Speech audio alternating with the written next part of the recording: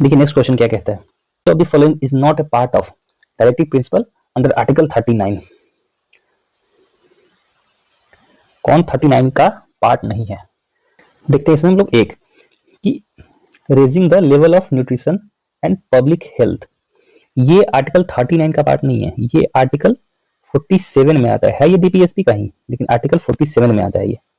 ठीक, एक तो ये हो गया। दूसरा हम लोग देखते हैं, पुरुषों और महिलाओं दोनों के लिए समान समान काम के लिए समान वेतन, तो equal equal equal pay for equal work, ये 39 का पार्ट है। आर्टिकल 39 डी में हम लोग पिछले ही देख चुके हैं इसको। ठीक, तीसरा जो कहता है कि नागरिकों को आर्थिक आवश्यकता के लिए अपनी आयु और शक्ति के अनुरूप व्यवसायों में प्रवेश के लिए मजबूर न किया जाए, ये भी पार्ट 39 का है। 39 ई में ये आता है। डी क्या कहता है कि समुदाय के भौतिक संसाधनों का वितरण इस प्रकार किया जाए कि वे सर्वजन हिताय हो, ये भी 39 का पार्ट है। 39 बी में आता है। तो कौन नहीं है? तो ए नहीं है, ये है डीपीएसपी का, लेकिन 47 में आता है ये, बाकी सब 39 का पार्ट है। नेक्स्ट क्वेश्चन है कि the right to constitutional remedies falls under, संवैधानिक उपचार का अधिकार किसके अंतर्गत आता है? ठीक, ये सीडीपीओ 2018 का क्वेश्चन है, तो इसका आंसर हो जाएगा मौलिक अधिकार। कॉन्स्टिट्यूशन में फंडामेंटल राइट को गारंटी दिया गया है। अगर गारंटी है तो इसका मतलब कि कोई गारंटर भी होगा, बिना गारंटर का गारंटी होता ही नहीं है, समझे? तो गारंटर कौन है? गारंटर है सुप्रीम कोर्ट।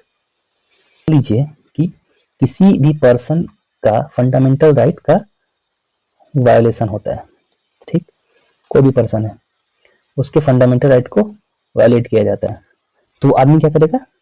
सीधे सुप्रीम कोर्ट जाएगा। सुप्रीम कोर्ट कैसे जाएगा? तो ये सुप्रीम कोर्ट जाने का जो रास्ता है ना, ये लिखा हुआ है आर्टिकल 32 में। ठीक, और फिर सुप्रीम कोर्ट क्या करता है कि रीट इशू कर देता है, जिस रीट के बारे में हम लोग पढ़ चुके हैं। तो स्टेट क्या करता है? स्टेट अगर ये रास्ता है सुप्रीम कोर्ट जाने का 32, अगर चाहेगा कि स्टेट चाहेगा कि इसी को हम खत्म कर दें, आर्टिकल 32 का ही यूज खत्म कर दें, मतलब आर्टिकल 32 को ही हटा दे, डिलीट कर दें, अमेंड कर दें, तो लोग सीधे सुप्रीम कोर्ट कैसे जाएंगे फिर? तो जो भी फंडामेंटल राइट है उसको आराम से स्टेट क्या करेगा? उसका मिसयूज करेगा, आराम से कट करेगा, फंडामेंटल राइट को वायोलेट करेगा, आर्बिट्रेट करेगा। उस स्थिति में तो वो क्या कहे कि नहीं, आर्टिकल 32 अपने आप में भी फंडामेंटल राइट है, तुम आर्टिकल 32 को अमेंड नहीं कर सकते हैं आप, क्योंकि आर्टिकल 32 को अगर आप कट कर दीजिएगा तो फंडामेंटल राइट कोई उसका कोई उपयोग ही नहीं है। आप क्या कीजिएगा फंडामेंटल राइट? इसलिए बी.आर. अम्बेडकर इसको हार्ट एंड सोल बोले थे। हार्ट एंड सोल बोले थे। निम्नलिखित में से किस राज्य को केंद्र सरकार द्वारा कभी भी विशेष श्रेणी का दर्जा नहीं दिया गया? तो स्पेशल कैटेगरी स्टेटस किस स्टेट को नहीं मिला है अभी तक? इसका आंसर हो जाएगा ए, बिहार को कभी नहीं मिला है। देखिए SC/S जो है स्पेशल कैटेगरी स्टेटस, नाम में ये स्टेटस है, ये एक तरीके से तो सेंट्रल गवर्नमेंट देती है स्टेट गवर्नमेंट को, मतलब स्टेट को। क्या होता है कि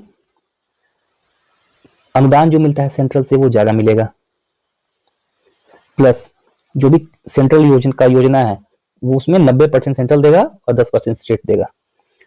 ऐसे क्या होता था कि 60% सेंट्रल देता था, 40% स्टेट देता था, लेकिन ऐसे बदल जाएगा, 90% वो उठाएगा। तो ये नेक्स्ट क्वेश्चन देखिए कि in case of legal detention of a person which of the following writ is applicable, ये सीडीपीओ 2018 का क्वेश्चन है। अब हम लोग रीट देखे थे पूरा। हेबियस कॉर्पस, मैंडेमस किसको मिलता था? तो जो पब्लिक जो भी अथॉरिटी है जो अपना ड्यूटी नहीं कर रहा है उनको मिलता था, तो ये तो नहीं होगा। सर्टियरी किसको मिलता था? फाइनल ऑर्डर के बाद। को वारंटो क्या मिलता था? तुम्हारा अथॉरिटी क्या है वो पूछता था कि पब्लिक ऑफिस में कोई आदमी बैठा हुआ है जो इलिजिबल नहीं है, उसको को वारंटो। सर्टियरी किसको था? कि फाइनल ऑर्डर आ गया है कोर्ट का, और उसके बाद और ड्यूरिंग हियरिंग उसमें क्या था? उसमें था प्रोहिबिशन। ठीक, तो ये क्या हो जाएगा? Habeas corpus. हेबियस कॉर्पस क्या था? फिर से एक बार इसको रिवाइज कर लेते हैं हम लोग, एक सेकेंड। हेबियस कॉर्पस क्या था? इलीगल डिटेंशन, फिर अरेस्ट कर लेता है पुलिस या फिर कोई आपको किडनैप कर लेता है, उसमें क्या हुआ? हेबियस कॉर्पस, मतलब बॉडी मेरे सामने ले आओ, ठीक है। मैग्नमस किस पे? जो भी पब्लिक अथॉरिटी है वो अपना ड्यूटी फॉलो नहीं कर रहा है, मतलब बिजली बोर्ड वाला काम अच्छा से नहीं कर रहा है, एजुकेशन डिपार्टमेंट वाला अच्छा से काम नहीं कर रहा है, नगर निगम वाला अच्छे से काम नहीं कर रहा है। सबसे कॉमन बताए थे वी कमांड, सबसे ज्यादा यूज होता है, भाई ये करो, इमीडिएटली करो। मैग्नमस सर्टियरी क्या था कि कोर्ट का जब फाइनल ऑर्डर आ जाता है उसके बाद होते हैं हम लोग हाई कोर्ट जाता है तो बोलता है वी स्टॉप। और एक देखे थे प्रोहिबिशन, प्रोहिबिशन सेम नेचर था, लेकिन ड्यूरिंग हियरिंग जो था वो प्रोहिबिशन, फाइनल जो जजमेंट आने के बाद वो सर्टियरी। फिर को वारंटो हम लोग क्या देखे थे? व्हाट इज योर ऑथोरिटी, मतलब पब्लिक ऑफिस में ऐसा बैठा हुआ कोई आदमी जो इलिजिबल नहीं है और उस ऑफिस को होल्ड किए हुए, उस सीट को होल्ड किए हुए, तो कोर्ट पूछेगा कि भाई तुम्हारा अथॉरिटी क्या है, तुम एलिजिबल नहीं हो। तो निम्नलिखित श्रेणियों में कौन सी भेदभाव के रूप में अस्पृश्यता के खिलाफ सुरक्षा को शामिल करती है? ठीक, तो इसका हम लोग एक एक करके देखते हैं। इसमें अगेंस्ट एक्सप्लॉयटेशन ये क्या है? ये आर्टिकल 23 है, 24 है। ये तो बहुत इजी क्वेश्चन है। राइट टू फ्रीडम ये क्या था? 19 से लेके 22 तक। राइट टू कॉन्स्टिट्यूशनल रेमेडीज ये 32 देखे हम लोग। इक्वलिटी 14 से लेके 18। पूछ क्या रहा है? अनटचेबिलिटी पूछ रहा है, यानी आर्टिकल 17 पूछ रहा है आपसे। 17 किस में फॉलो करेगा? राइट टू इक्वलिटी में। आंसर हो क्या? एक बार हम लोग फंडामेंटल राइट को फिर से रिवाइज कर लेते हैं। ठीक, ये कहाँ आता है? आर्टिकल 12 से लेके 35 में। आर्टिकल 12 में क्या है? ये है स्टेट का डिफिनीशन। ये कहता है कि स्टेट क्या होगा। ठीक, आर्टिकल 13 क्या होगा? ये कहता है कि व्हाट इज नॉट लॉ, यानी लॉ की परिभाषा ये देता है हम लोगों को।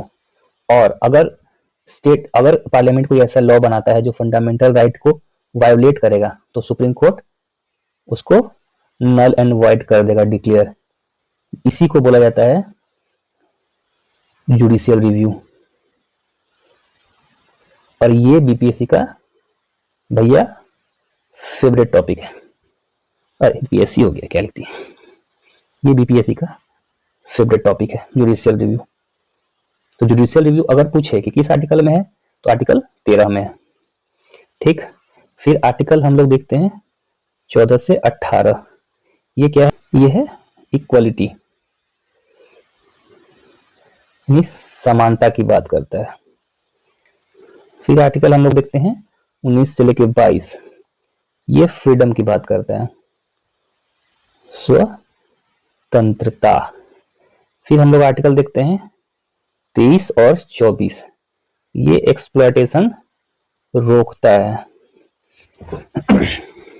फिर हम लोग आर्टिकल देखते हैं 25 से 28। ये है फ्रीडम ऑफ रिलीजन, धार्मिक स्वतंत्रता। फिर हम लोग आर्टिकल देखते हैं 29 एंड 30। ये कल्चर एंड एजुकेशनल राइट। फिर आर्टिकल हो जाता है 32। यह है राइट टू रेमेडीज। इसमें एक आर्टिकल 31 था जो 44th अमेंडमेंट के थ्रू वो था राइट टू प्रॉपर्टी। इसको खत्म कर दिया गया, खत्म नहीं किया गया, इसको फंडामेंटल राइट से हटा दिया गया और एक लीगल राइट बना दिया गया। आर्टिकल 300A में डाल दिया गया इसको, यहां से हटा के। ठीक, ये फंडामेंटल राइट था। 12-13 याद रखिएगा कि 12 तो है कि स्टेट का डेफिनेशन है। स्टेट क्या होगा? तो स्टेट में क्या होगा? सेंट्रल गवर्नमेंट, सेंट्रल लेजिस्लेटिव जो इसको बोलते हैं पार्लियामेंट, फिर स्टेट लेजिस्लेटिव, या फिर जो स्टेट का रोल प्ले कर रहा है, एज ए स्टेट काम कर रहा है, वो स्टेट मानेंगे हम लोग।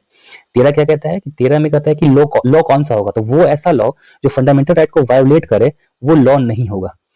उस लॉ को सुप्रीम कोर्ट या high court null and void declare कर देगा। यानी यहीं से डॉक्ट्रिन जो आता है वो है जुडिशियल रिव्यू का। जुडिशियल रिव्यू डॉक्ट्रिन यहीं से होता है और यहीं से फिर इसका एक्सटेंशन हम लोग बेसिक स्ट्रक्चर डॉक्ट्रिन में देखते हैं। बेसिक स्ट्रक्चर डॉक्ट्रिन जो बीपीएससी का मोस्ट फेवरेट टॉपिक है। बेसिक स्ट्रक्चर डॉक्ट्रिन इसी का एक्सटेंशन है जुडिशियल रिव्यू का ही। ठीक,